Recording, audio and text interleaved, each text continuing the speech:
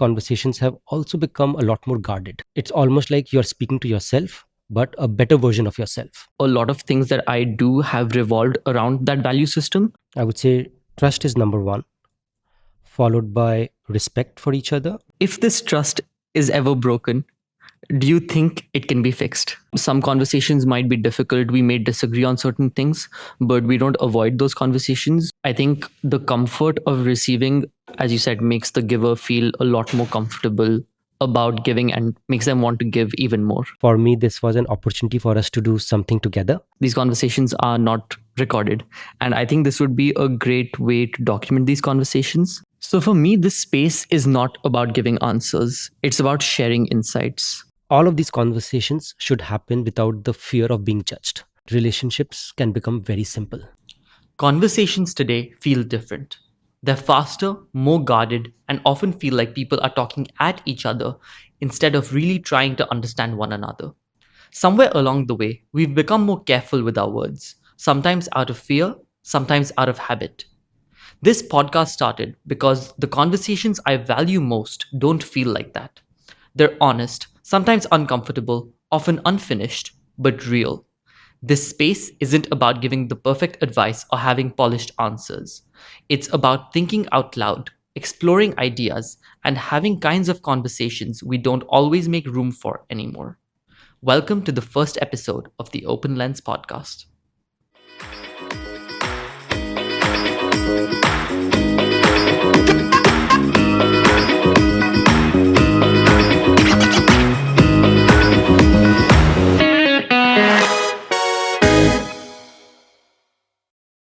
Hi, Papa. Welcome to this podcast. Are you excited? Very, very excited. Okay. So let's start by talking about conversations these days, right? What are conversations these days like? How do people talk? Is there something you notice about the way people talk? Yes. So conversations have become very interesting, undoubtedly. We are a lot more aware as a society. There is a lot more information exchange. People have a lot more viewpoints, and therefore conversations have become very, very interesting. That said, conversations have also become a lot more guarded, which is a result of the society also becoming more complex, people becoming more vulnerable, and it's understandable, but that's how it is. Right. And to dig a little deeper on this, what are the dimensions of conversations in general? What are the aspects of conversations? Yes. So there are actually quite a few dimensions, and that's what makes conversations unique and interesting. Of course, there are topics that you talk about. You could be talking about people, you could be talking about events, you could be talking about ideas. Then there is this other dimension of the type of person or the type of people you are interacting with. And then is it a group setting versus an individual setting? It also depends on the relationship you are in with that person and what stage that relationship is. Right. And then I believe there is another final dimension, which is culture. And especially when two individuals from different cultures interact, it can become even more interesting and challenging. So if you look at all of these combinations, every conversation becomes unique and very thought provoking. Right. Okay. So let's take that and talk about what our conversations are like. Do they differ in any way from the conversations you've seen in general? And why is it like that?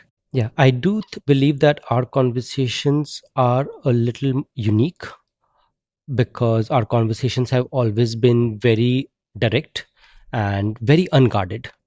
And the reason why they have also been very unguarded is we have the confidence in each other that irrespective of what we say, what we share, good, bad, ugly, doesn't matter, we will not be judged.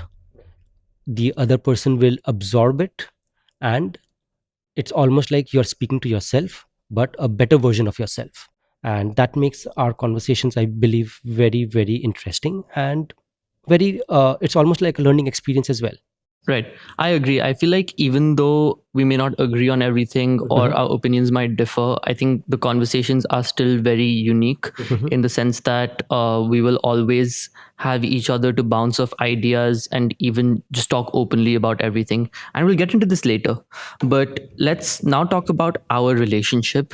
So, for our audience, let's introduce them to ourselves. So, let's say someone did not know me. How would you describe me to them?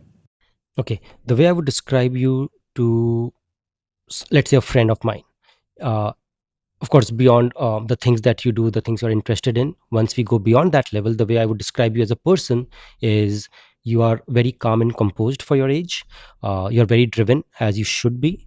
Uh, you have always been a very easy child to bring up. And to that extent, I feel very, very lucky, very fortunate, very blessed. And beyond that, I would say you're a great listener.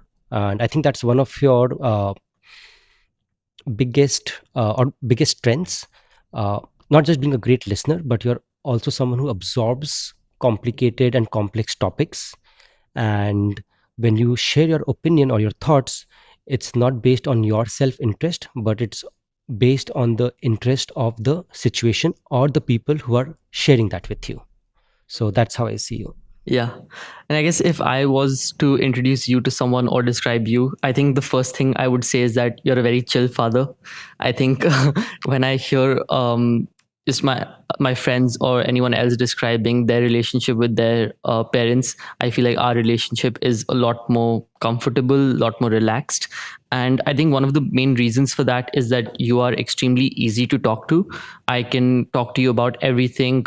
We can be totally open and honest with each other.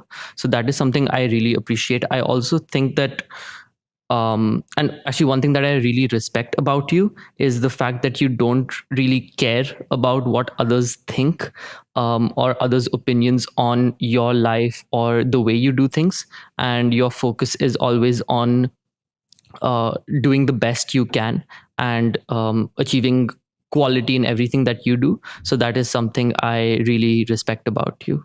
Thanks. And in fact, I also very strongly believe that if what I do is something that I am comfortable with, that's good enough. As long as I am not harming someone, I believe that I should be comfortable with myself first.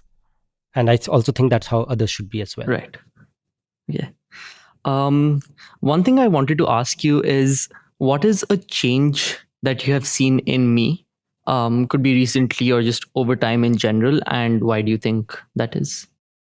So, of course, because you're still very young, you have gone through a lot of phases, from being a very playful child to now being a little less playful, but also being more mature. And that's a transition that everyone goes through. That said, I really haven't noticed any fundamental change in you, which, in my opinion, is great because you have you are still the same person that you were when you were 15 years old. You are the same person when you were 10 years old. And that's possibly because you have also grown in a very stable environment. The focus of your upbringing was more on values than on habits, and those values have remained. Of course, your habits will change, your personality will evolve, but because those values are so fundamentally ingrained in you, I don't see a fundamental change, and I don't expect that change or any fundamental change to happen in the future as well. I agree. I think even though there have been a lot of different phases and very distinct phases, I think going to boarding school was one of them, and now going to university, they have been very distinct phases. But because that value system was ingrained so early on, a lot of things that I do have revolved around that value system. And that's why there is no fundamental change or um, like a drastic change in me. I think I have evolved, but there has been no specific change as such. Okay. So let's talk about our relationship as a father and son. If you were to describe it in 3 words, what would you say? So, if I were to describe our relationship in 3 words, I would say trust is number one, followed by respect for each other, and of course the confidence that we have in each other as well. So I think a combination of these three have made our relationship actually very smooth and simple. Hmm. I agree. So let's talk about trust, right? How did that trust develop between us, and is that something you can teach? Okay, I very strongly believe that trust is something that cannot be taught. Trust is something that has to be experienced, and it cannot be verbally communicated. You cannot if I just tell you that, I trust you, that's not good enough. That's far from truth. It has to be experienced firsthand, and it has to be experienced in a very slow and steady manner. uh, One big incident should not develop the trust. Like any trust that gets built over or gets developed overnight, in my opinion, is not true trust. It happens very slowly, very slowly, very slowly over time. And if I were to go back to your early years, and to some extent your upbringing, or some of the things have been a little unconventional, whereas I'll just give you one example here. So at a very early age, maybe when you were, I don't know, 6 or 7 years old, you had access to my credit card.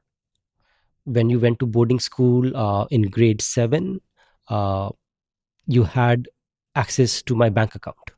And when I share this with my friends, they're always amused. uh, but then when I've reflected back on it, it came naturally to me, because that build that confidence, that build the trust, that I'm sharing this with you. And as a child, in fact, no child has bad intentions. A child is as pure as humanity can be. So because that thing was just made available to you, you really had no incentive to abuse that system. Whereas if the opposite were true, where if I were overly guarded, if I were very constrained about what you can spend versus what I can spend, that creates friction in the beginning, and that friction only gets bigger and bigger. So I think, again, going back to your question about trust, yes, it just gets built over time. It cannot be taught. And but once it gets built, it's beautiful. It's the foundation of everything else in any relationship. Okay, so we talked about how trust is built, but let's talk about the opposite. So, if this trust is ever broken, do you think it can be fixed? Okay, so that's a tough one.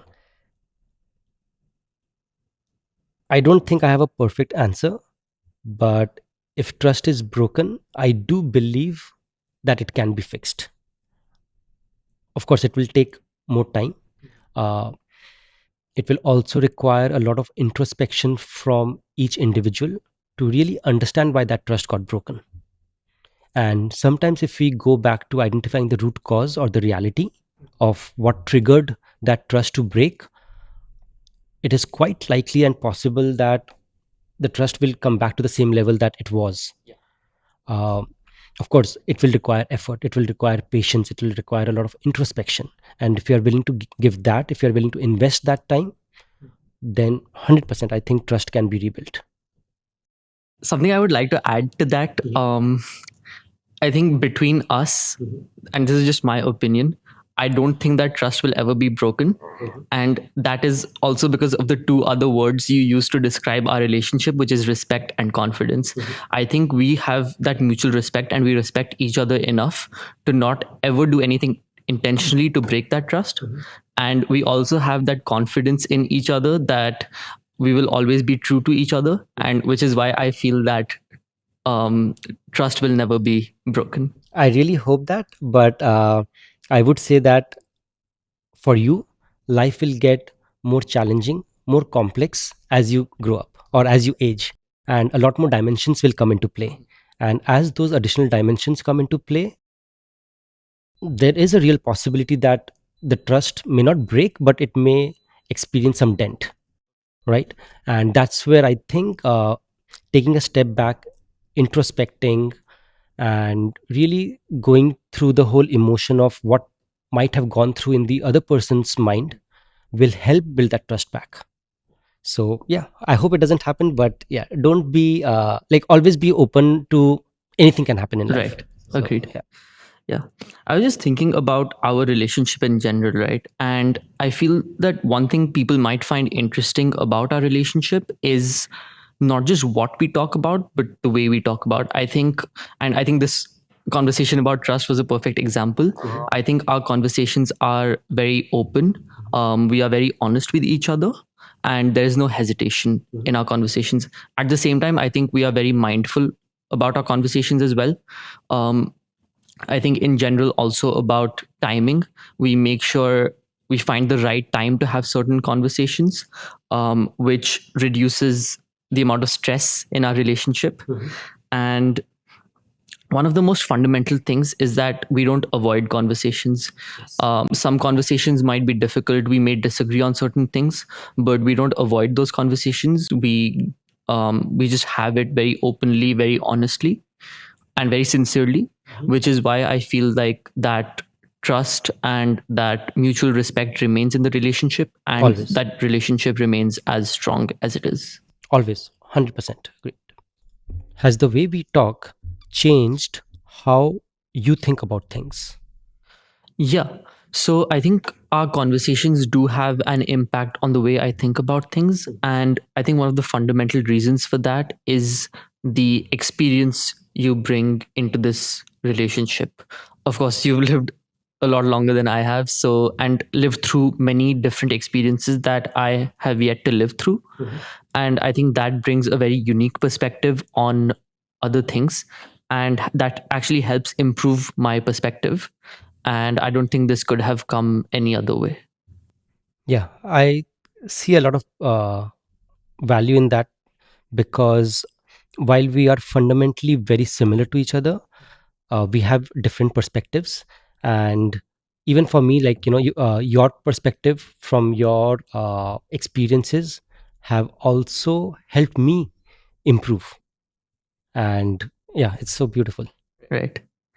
And when we look at a conventional father son relationship, right, we always think of it as very one way, where the father is always guiding or helping the child.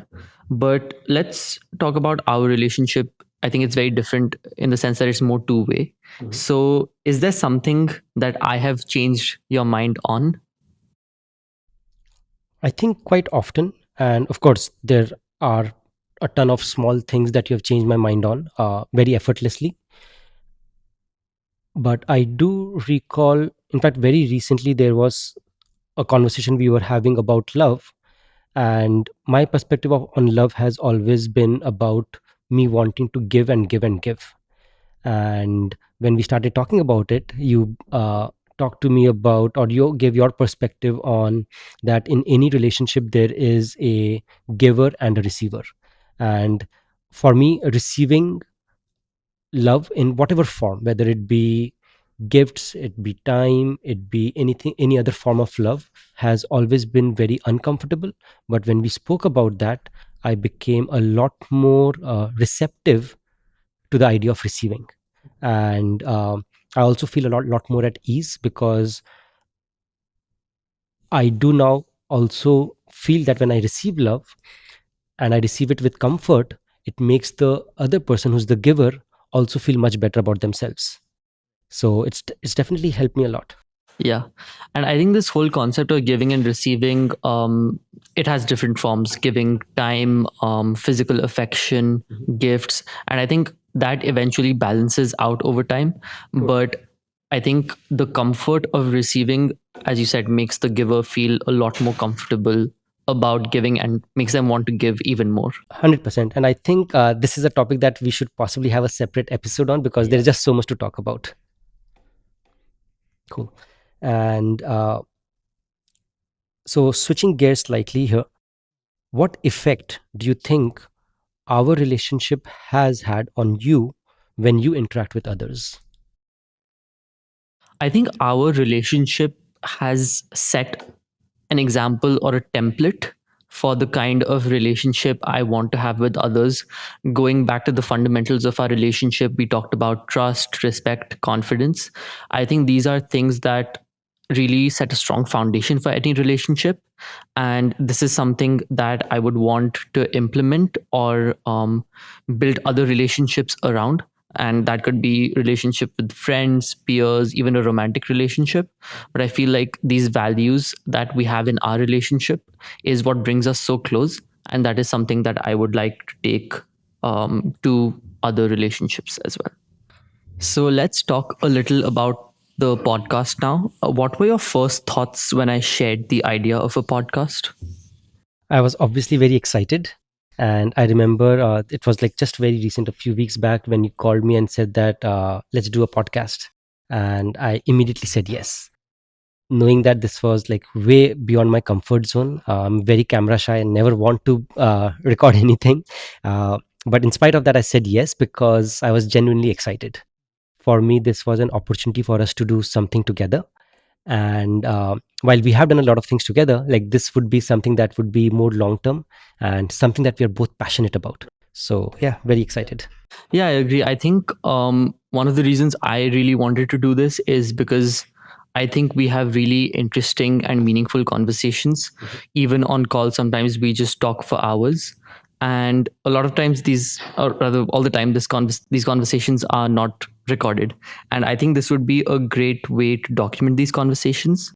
I also feel like our conversations would be a good takeaway for the audience because we do talk about diverse things. We talk about a lot of things, but they're all connected by this underlying thread of openness and honesty. And I think this can provide a good insight for our viewers. Excellent. And what do you envision this space to be about? So for me, this space is not about giving answers, it's about sharing insights. I mean, we're not life gurus or life coaches, and we're not here to teach, but to share our experiences. I think both of us are figuring out life in our own ways. And I think this is a good way for us to share our process with people. Okay, so let's talk about an overview of this podcast. We will be talking about things like life, relationships, money, growth, work, and the world in general. So, why do you feel like this will add value to the lives of our users or viewers? So I definitely think this will add a lot of value. We are not in any way a subject matter expert on the topics that we are going to talk about, but we are just going to be talking about our experiences and how we see things. And of course, everyone will see things differently, which is also what makes life so beautiful, so unique. And I really hope that our conversations will generate a spark somewhere, and that spark will in turn lead to more conversations between other people, uh, and eventually help build strong relationships.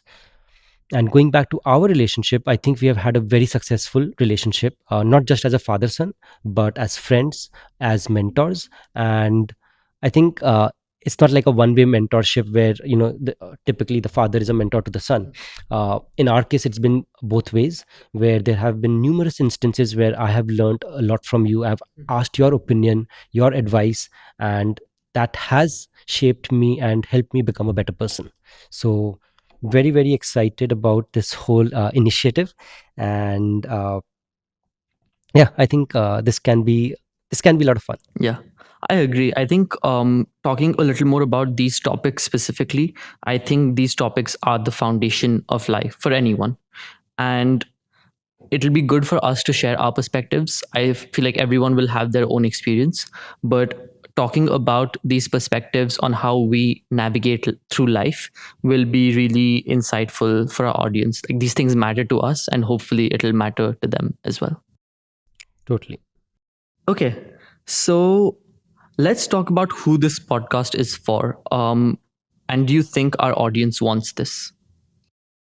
I strongly believe that this podcast is for everyone. Like, everyone has some relationship or the other, not just some, like multiple relationship. And whether it be friends, whether it be a partner, whether it be parent child, whether it be siblings, just like there are so many relationships that we live in, and that is really the founding or the building structure of society. So from that perspective, yes, this podcast is really for everyone. And let's talk about the success of this podcast. What would success look like, in your opinion? That's not numbers.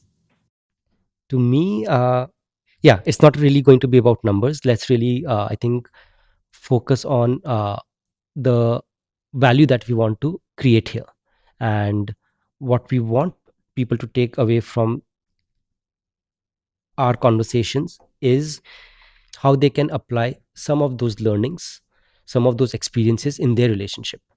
And I'm not saying that we have a template of a perfect relationship or a successful relationship, because every relationship will be different. And but the fundamentals through our stories, through our experiences, is what I really hope people will be able to absorb and apply in their own unique relationships. I totally agree. And yeah, I don't think it's about numbers either. Like the number of views, the number of listens, the number of likes. I don't think it's about that. I think it's more about the comments. I think we'll be posting this on social platforms as well. And even if there's one comment from someone who says that this was helpful to them, or this made them think about something in a different way or in a new way, or it helped them strengthen their relationship with someone, I think that would be true success because we have created real impact from Yeah, that. yeah, and I also want these conversations to be very genuine, because I do want to come back to these conversations a few years later and want to relive this. And if there is any bit of sugar coating or any bit of fakeness in our conversations, it will never feel like us. And that's the last thing that I'll ever want to happen. Yeah, agreed. So, finally, what do you hope people take away from this podcast? So I really do hope that our conversations, and therefore this podcast, becomes the trigger and catalyst in helping others start real and meaningful conversations with people that they are in a relationship with. And doesn't matter whether it's a parent child relationship, it could be friends, it could be spouses, partners, siblings, doesn't matter. And all of these conversations should happen without the fear of being judged, because the moment that fear goes away, I believe, and I've experienced that with us, that relationships can become very simple. And a simple relationship is really the foundation for a true, pure relationship, and something that can be sustained and continue to build and become stronger over time. Yeah, I totally agree. I think a lot of the topics that we will talk about are topics of conversation that people have in relationships. And if we can get them to talk about these topics in a more simple, more real way, that will make those relationships a lot stronger. Agreed. 100%. Let's do it.